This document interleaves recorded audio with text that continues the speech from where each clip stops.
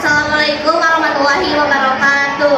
Waalaikumsalam warahmatullahi wabarakatuh. Sebelumnya perkenalkan kami dari kelompok 3 yang terdiri dari Sarah, Puri, Aisyah, Di sini kami akan menjelaskan bagaimana perlawanan rakyat Indonesia dalam melakukan perlawanan terhadap Hindia Belanda. Di sini kita akan membahas 6 perang yang bersejarah, yaitu mulai dari perang Saparua di Ambon tahun 1811 sampai 1815. Ketika Belanda mulai kembali berkuasa di Indonesia pada tahun 1817, yaitu orang di Ambon. Rakyat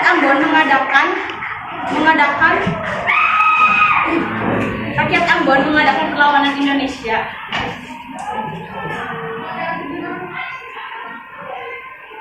Rakyat Ambon melakukan perlawanan Indonesia yang di bawah pimpinan Thomas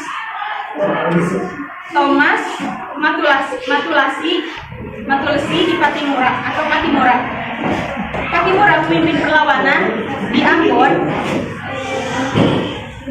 Di Saparua Ambon berhasil merebut benteng Belanda serta membunuh Presiden Van den Burg. Dalam perang tersebut turut serta pula seorang pahlawan wanita yang bernama Christina Marta Tiahaku yang merupakan putri tunggal dari Paula Tiahaku, yang merupakan teman dari Kapten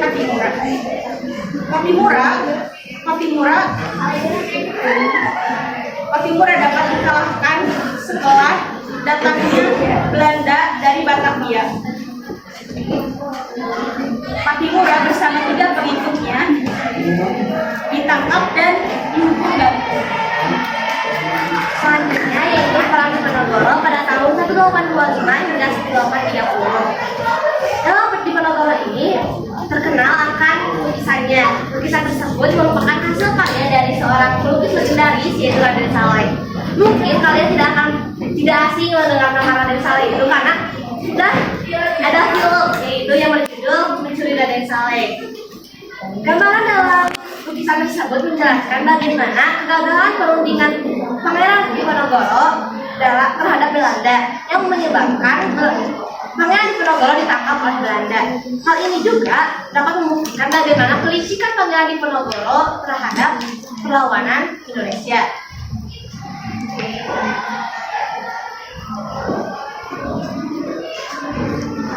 Perang Diponegoro ini merupakan salah satu perang besar di pulau yang pernah dihadapi oleh Belanda.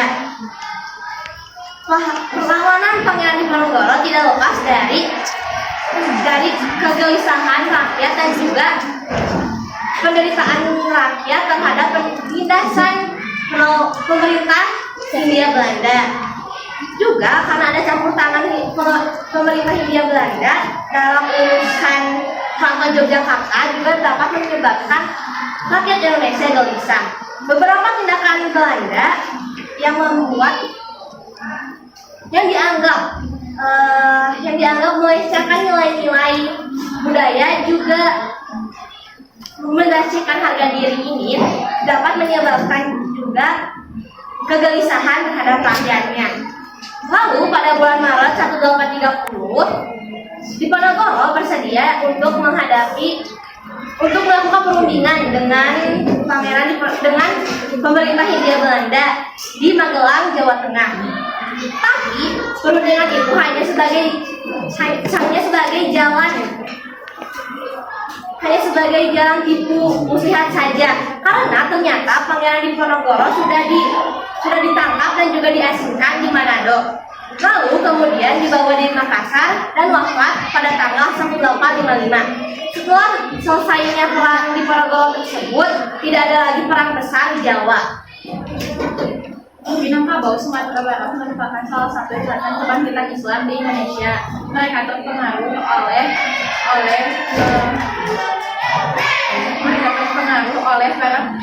baru Islam di Timur Tengah dan menggelorakan semangat kebangkitan Islam.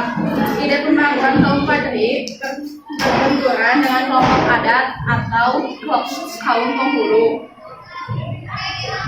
Belanda memanfaatkan perselisihan tersebut dengan mendukung kaum adat yang sudah terjepit dalam posisinya. Belanda menerapkan sistem pertahanan benteng Stelsel, benteng Fort de Kock di Bukit Tinggi, dan benteng Fort van der Keblen merupakan dua benteng pertahanannya. Hadiah. Video akan ada di bawah. Belanda akhirnya menang dan ditandai dengan jatuhnya benteng pertahanan Padri di Bonjol tahun 1837. Tuan Timur Bonjol ditangkap, kemudian diasingkan ke Priangan, kemudian ke Ambon, dan terakhir di Manado. Hingga wafat tahun 1864. Akhirnya Tuan Padri membuat kekuasaan Belanda di Minangkabau semakin besar. Perlawanan Sisingamang Wajah Sumatera Barat. Perlawanan terhadap Belanda dilakukan oleh Sisingamang Wajah 12. Perlawanan ini juga dinamakan Perang Batak yang diawali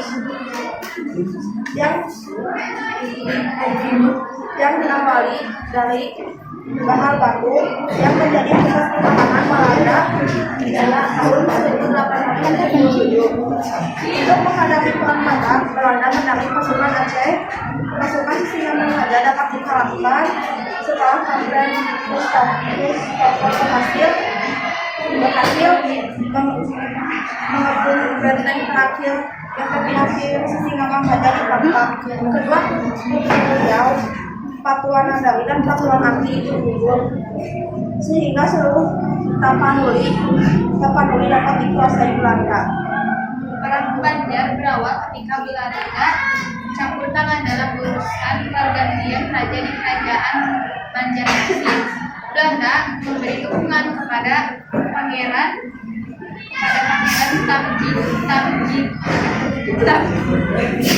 Tamjidillah yang tidak disukai rakyat.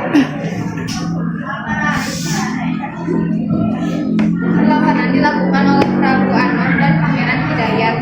Pada tahun 1859, Pangeran Antasari memimpin perlawanan setelah Prabu Anom ditangkap Belanda. Pasukan Pangeran Antasari dapat didesak. Pada tahun 1862, Pangeran Hidayat menyerah dan berakhirlah perlawanan Banjar di Pulau Kalimantan. Perlawanan benar-benar dapat dilakukan pada tahun 1905. Perang Jagaraga di Bali. Perang Jagaraga berawal ketika Belanda dan Kerajaan Bali bersengketa tentang Tawan Karang menyatakan bahwa setiap kapal yang kandas di perairan Bali menjadi hak penguasa di daerah tersebut. Pemerintah Belanda memprotes Raja Buleleng yang menyita 2 kapal milik Belanda. Raja Buleleng tidak menyetujui tuntunan Belanda yang ingin mengembalikan kedua kapalnya. Persengketaan ini menyebabkan Belanda melakukan serangan terhadap kerajaan Buleleng pada tahun 1846. Belanda telah berhasil menguasai kerajaan Buleleng, sedangkan Raja Buleleng menyingkirkan Jagaraga dibantu oleh kerajaan Karangasem.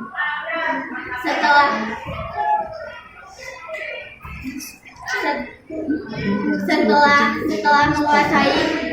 menguasai benteng Jagaraga, Belanda melanjutkan reduksi militer pada tahun 1849. Dua kerajaan Bali yaitu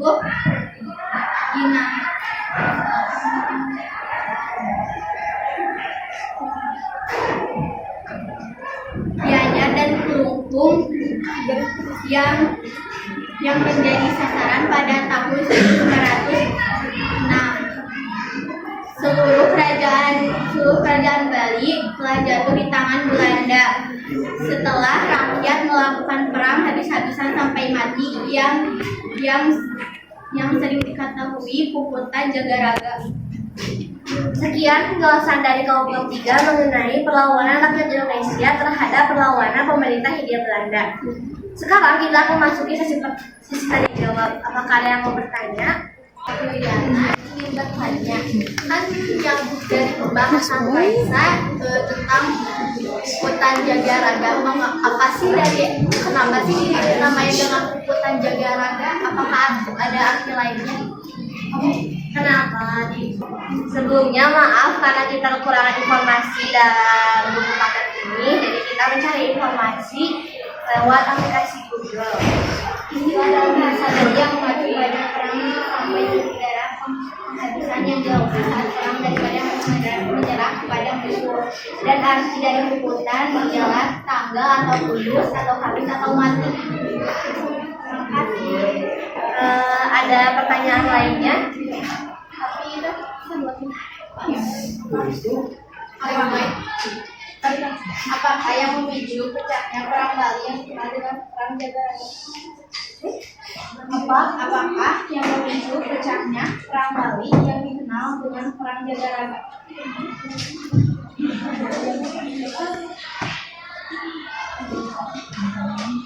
Apakah yang tidak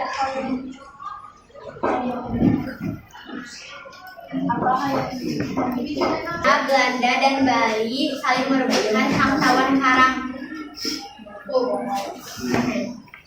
Mungkin sekian presentasi dari kami. Terima kasih atas perhatiannya. Wassalamualaikum warahmatullahi wabarakatuh. Waalaikumsalam.